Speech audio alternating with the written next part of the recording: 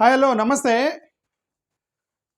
చంద్రబాబు నాయుడు గారు ఒక తెలుగు ఛానల్లో ఇంటర్వ్యూ ఇస్తూ ఒక వీడియో చూశాను. దాని మీద నా అభిప్రాయం చెప్తున్నాను.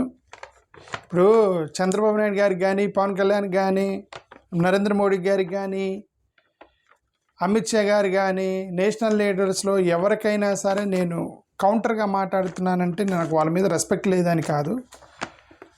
వాళ్ళ అభిప్రాయానికి నాకు ఒక కౌంటర్ అభిప్రాయం ఉంటే నా అభిప్రాయం చెప్తానే తప్ప, ఇప్పుడు ఎంత పెద్ద ఎక్స్పీరియన్స్డ్ పర్సన్ ఆయన అభిప్రాయం చెప్తుంటే నేను ఆయనకి కౌంటర్గా వేసేది ఏం లేదు. ఇప్పుడు he might be having, Chandrababu Naidu గారు హ్యావింగ్ ఎన్ ఐడియా, ఏం చేస్తే మంచిదని ఆయనకు ఒక ఐడియా ఉండవచ్చు.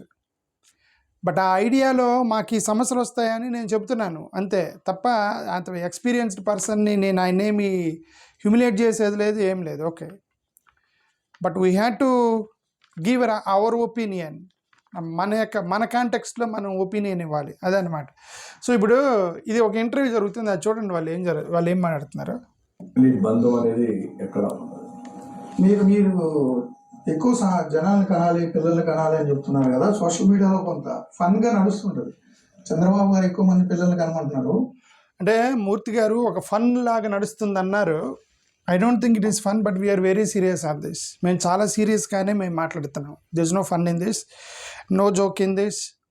చాలా సీరియస్గానే మా యొక్క అభిప్రాయం వ్యక్తం చేస్తున్నాం. It is going to damage at large extent to the lower people. To the large extent it is going to damage to the lower people. Chandrababu Naidu గారికి కనుక చెప్పింది మనం చేసుకుంటూ పోయామంటే చాలా ప్రమాదంలో పడతారు లోయర్ కమ్యూనిటీస్. ఓకే, కాబట్టి this no fun in this. మేము చాలా సీరియస్గా చెబుతున్నాము. ఇది దయచేసి ఇది చేయొద్దని. జనాభా లెక్కలకు సంబంధించి అంటే జనాభా కంట్రోల్కి సంబంధించి మాట్లాడుతున్నారు యాక్చువల్గా వీళ్ళు. బట్ ఆయన మాత్రం ఒకరినే కన్నారు, లోకేష్ గారు ఒకరినే కన్నారు. వాళ్ళకి కుటుంబంలో ఇబ్బంది లేదు. వాళ్ళ మిత్రులైన రాజశేఖర రెడ్డి గారి కేసు. ఇంకోటి ఏంటంటే, ఇప్పుడు మన వాళ్ళు నేషనలిజం, నేషనాలిటీ, నేషనల్ ఇంపాక్ట్, దేశం స్ట్రాంగ్ ఉండాలి. చంద్రబాబు నాయుడు గారు కూడా ఈ మధ్య మాట్లాడుతున్నారు ఎక్కువగా సెంట్రల్ ఇంగ్లీష్ ఛానల్స్లో కూర్చొని a nation as a nation, I work for a nation అని అంటున్నారు చంద్రబాబు నాయుడు గారు. we all as an Indian, we all should work for a nation. As an Indian, we all should try to protect the nation. As an Indian, we all should love and protect the country.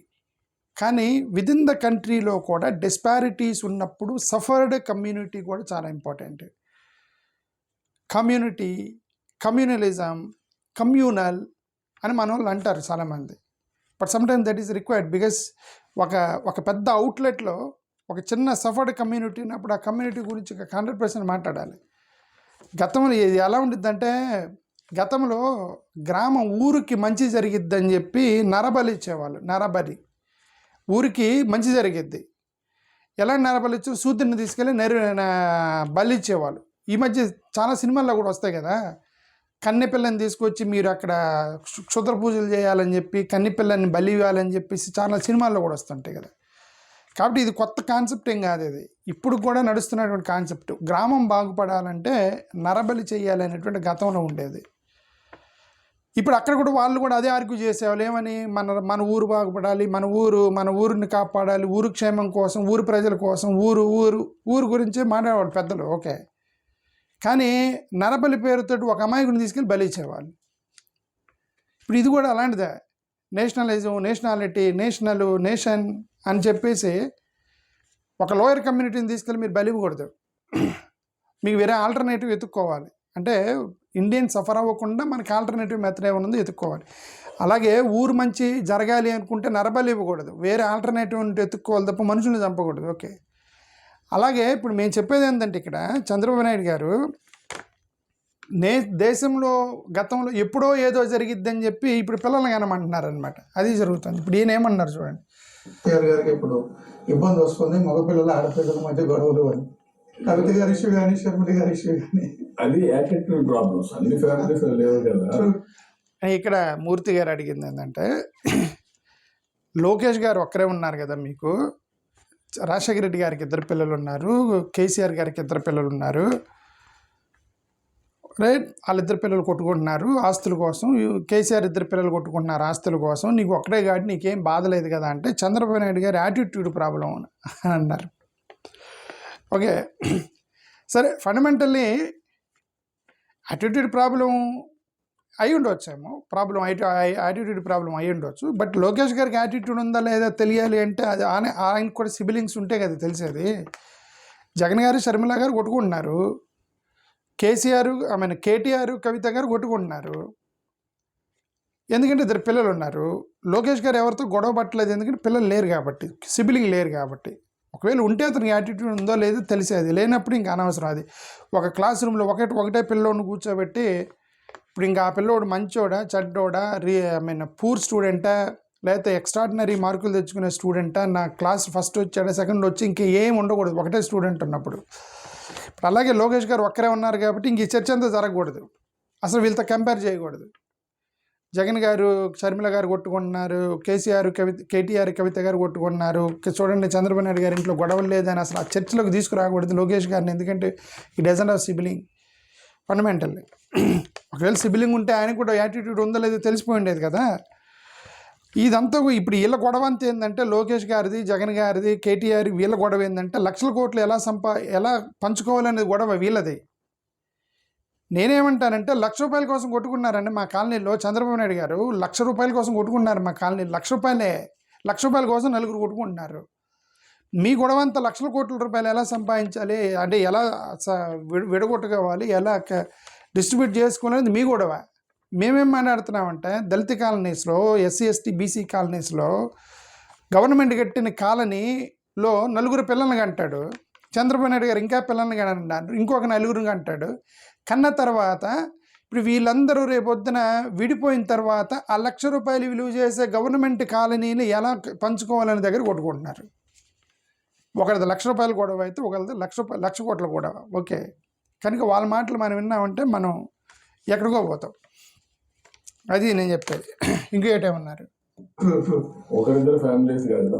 ఈరోజు Japan మీరు చూస్తే 9 ఒకరిద్దరు family కాదండి, majority families in India, SC ST BCs consist of 85% of Indian population.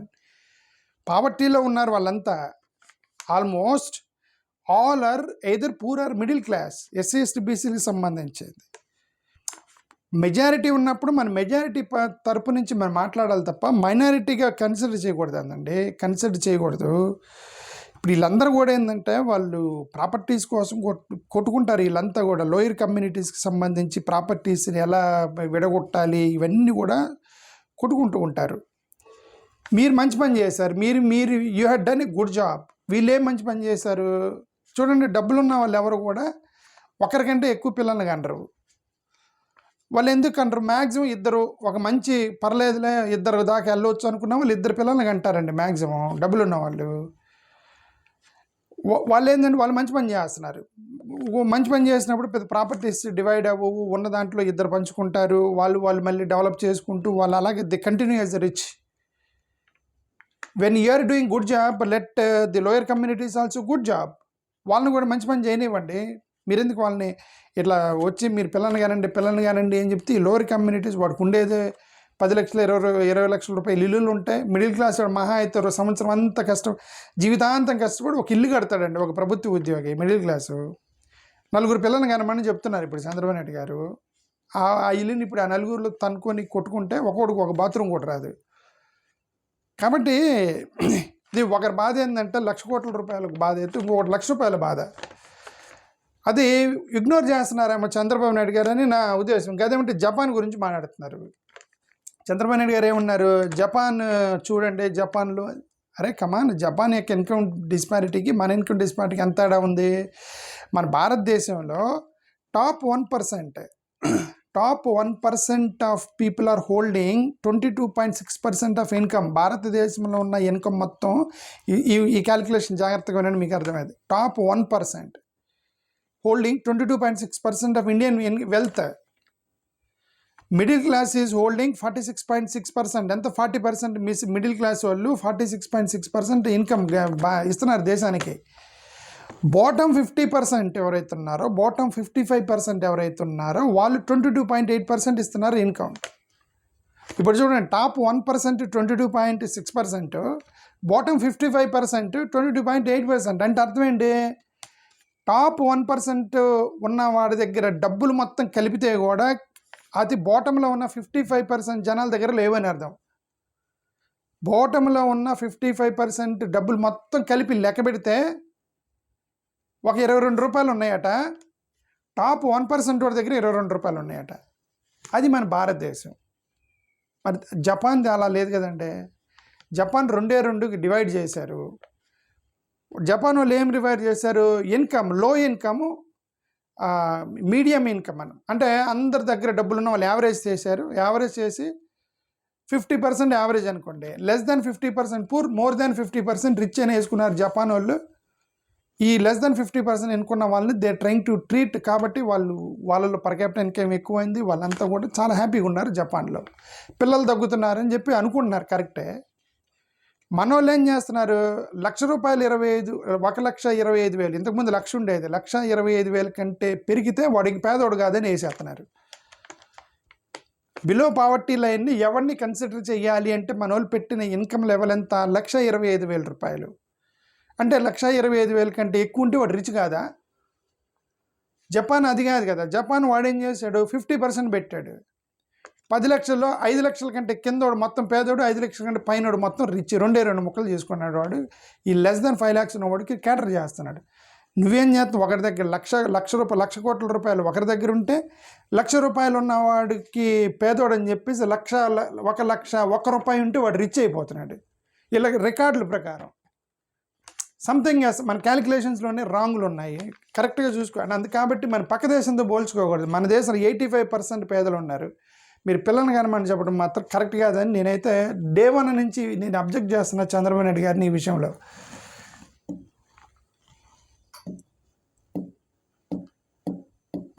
What happened to this?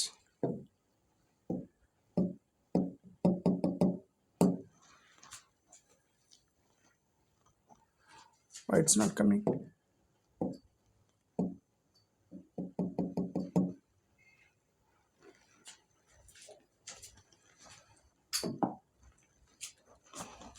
Million houses are vacant. Correct. అంటే ఇండ్లు ఉన్నాయి, పిల్లలు మనుషులు లేదు. మనుషులు లేరు. ఓన్లీ వృద్ధులే ఉన్నారు తప్ప పిల్లలు లేరు. నెగ్లెక్ట్ ఆ పరిస్థితి వచ్చేసారు. ఇది ప్రపంచం అంతా ఇప్పుడు మనం ఇండియా నుంచి మనుషులు పంపించమంటారు. ఇప్పుడు నేను చూస్తే 146 కోట్ల జనాభా ఉండే ఏకైక దేశం భారతదేశం. ఇప్పుడు చైనా జనాభా షింకింగ్, కరెక్ట్. ఇంకా ఫాస్ట్గా వెళ్ళిపోతుంది. మనం 160, 170కి వెళ్తాం, చైనా 100కి వస్తుంది. ఇదేం గోలండి? ఈయనే చెప్తున్నారు ఒక పక్క, వచ్చే రోజుల్లో మనం 160 కోట్లకి వెళ్తాము, చైనా 100 కోట్లకి జనాభా పడిపోద్దని చంద్రబాబు నాయుడు గారు చెప్పారు. ఇప్పుడు మీరే విన్నారు కదా. వచ్చే రోజులంటే మనం 160 కోట్ల జనాభాకి వెళ్ళిద్దంటే చైనా వాళ్ళు తగ్గించుకుంటూ వస్తున్నారట, 100 కోట్లకు వస్తారట. కాబట్టి వాళ్ళది డెవలప్డ్ ఎకానమీ, మనది ఇంకా డెవలపింగ్ ఎకానమీ. అందుకే కదా మనం జనాభాని 160కి తీసుకెళ్తామని చెప్తున్నారు. చైనా వాడు వద్దురా బాబు, వాడు రియలైజ్ అయ్యాడు, ఇంత జనాభా ఉంటే మనం నాశనం అవుతామని అనుకున్నాడు. వాడు ఒక్కొక్క చైల్డ్ని పెంచుకుంటూ వచ్చాడు, 100 కోట్లకు తగ్గుకుంటూ వస్తున్నాడు. ఇప్పటికే 160 కోట్లకి వెళ్ళే జనాభాని మళ్ళీ ఇంకా పిల్లలు కానమని చెప్పేసి ఏందండి అసలు వీళ్ళ లాజిక్ అర్థం కావట్లేదు నాకు. వీళ్ళు ఏం మాట్లాడుతున్నారు నాకు అసలు అర్థం కావట్లేదు. దీంట్లో 20 కోట్ల మంది ప్రపంచం మొత్తం వెళ్ళిపోతే corporate governance, public governance Indians చేస్తారు. అలాంటి శక్తి ఉండే దేశం. అందుకే నేను పాపులేషన్ మేనేజ్మెంట్, ఇప్పుడు దేశం అంతా కూడా మంది కూడా రీప్లేస్మెంట్ లెవెల్ కంటే బిలోకి వచ్చాం. అంటే చంద్రబాబు నాయుడు గారు ఏమంటారంటే, ప్రపంచం మొత్తం ఏలాలి, మనోళ్ళు వేరు దేశాలకు మనోళ్ళు పంపిస్తారు కాబట్టి అక్కడ ఏలాలి అంటున్నారు. ప్రపంచాన్ని ఏలటానికి పిల్లల్ని కనమనాల్సింది ఇక్కడ లోయల్లో ఉన్నటువంటి 55% ఎస్సీ ఎస్టీ బీసీలు కాదు. మీరు ఎవరిని కనమనాలంటే ఎన్ఆర్ఐస్ని కనమనాలి. ఎందుకంటే వాళ్ళు ఆల్రెడీ ప్రపంచంలోకి దూసుకొని పోయారు ఎన్ఆర్ఐస్. వాళ్ళని ఒక్కొక్కరిని 10 మందిని కనమనండి. కంటే ఇప్పుడు వాళ్ళు ఒకటి జపాన్ని, ఒకటి చైనాని, ఒకటి జర్మనీని వెళ్తూ ఉంటాడు ఎన్ఆర్ఐలు, ఎక్కువ మంది జనాలు కంటే. ఓకే, ఇంటర్నేషనల్ బిజినెస్ చేసే వాళ్ళు ఉన్నారు. దుబాయ్లో ఒక బిజినెస్, అమెరికాలో ఒక బిజినెస్, ఇండియాలో ఒక బిజినెస్ చేసే వాళ్ళు ఉన్నారు. వాళ్ళని కనమనండి, ఒక్కొక్కరిని 20 మందిని కనమనండి. వాళ్ళు ఒక పెద్ద కొడుకుని అమెరికాకి అధ్యక్షుడిని, ఇంకో చిన్న కొడుకుని జర్మనీకి అధ్యక్షుడిని, ఇంకో కొడుకుని శ్రీలంకకి అధ్యక్షుని చేస్తారు. వెళ్తారు. అప్పుడు డబ్బులు ఉన్న వాళ్ళు, ఇంటర్నేషనల్ బిజినెస్ చేసేవాళ్ళు, ఎన్ఆర్ఐలు, వ్యాపారస్తులు, ప్రభుత్వ ఉద్యోగులు, ఐఏఎస్ ఆఫీసులు, రాజకీయ నాయకులు మీరు కనాలండి. ఒక్కొక్కరు 10-15 మంది పిల్లల్ని. మీరు కంటే ఏమైందంటే మీరు ఎఫోర్డబిలిటీ ఉండేది, మీరు చేయగలరు. అది ఇదేంటంటే ఆల్రెడీ సఫర్ అయ్యేటువంటి లోయర్ ఎస్సీ ఎస్టీ బీసీల దగ్గరికి వచ్చి మీరు పిల్లల్ని కానివ్వండి అంటే ఆవిడ ఆల్రెడీ ₹1,00,000 కోసం కొట్టుకుంటుంటే వాళ్ళ ఇళ్లలో